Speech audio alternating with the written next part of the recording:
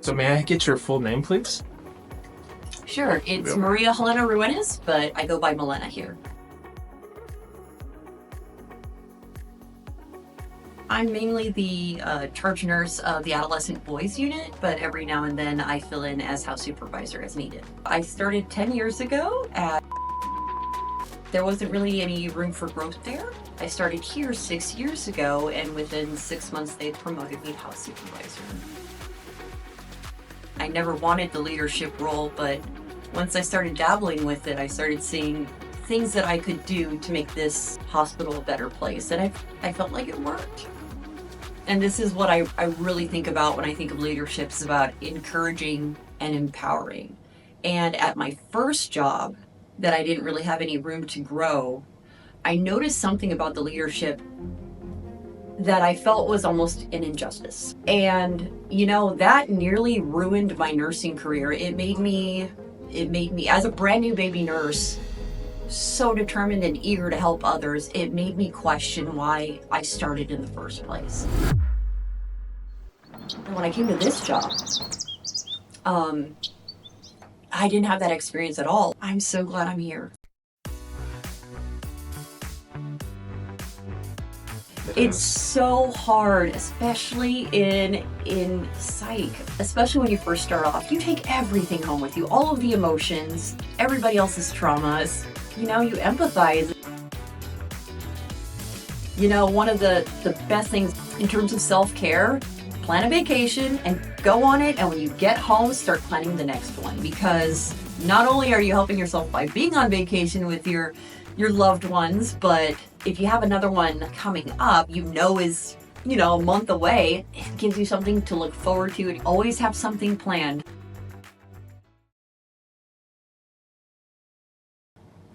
I had basically, as a brand new baby nurse, within 2 months been kicked off of the unit because I was placed with an older nurse who had no time for my puppy energy, and that's what started the downfall for me. She complained about me so much that she kicked me off the unit, and they put me with another woman. Her name was Terry Calvert, and she taught me to look out for the underdog. And once again, don't judge others based on hearsay. Look at them for yourself and see how you can help them become a better nurse or leader or person in general. Yeah, she was amazing. She completely put me back together. She was a beautiful person. And then here at this hospital, I had this wonderful house supervisor named Jonelle Garza. She taught me that as a leader, it's okay to be silly. Because, at nighttime, I'm quiet, I'm reserved unto myself. And she still saw me and was like, nope, you're gonna get up, you're gonna make a fool of yourself with the rest of us. That's my house supervisor, how cool is that, And I said, yeah, I'm gonna take a little piece of that with me. You find these extraordinary women and you take little pieces of them and then you make it your own, Yeah. Jonelle also taught me, don't let anybody take advantage of your kindness. Maintaining, firmness when necessary was another thing that Jonelle taught me.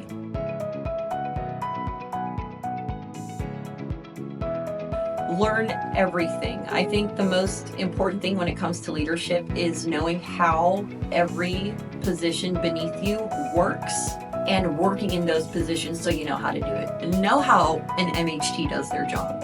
RNs, how they run the floor, how to pass meds. If there's one thing that your direct care staff needs, it's a leader that helps.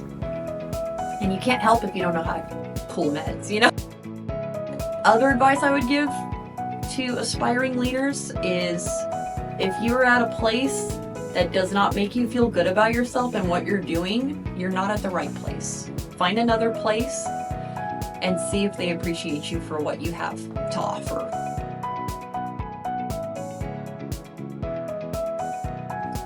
Kindness. As Bill and Ted say, be excellent to each other. I feel like as the generations are passing, I feel like in the 10 years that I've been nursing, I've seen a change.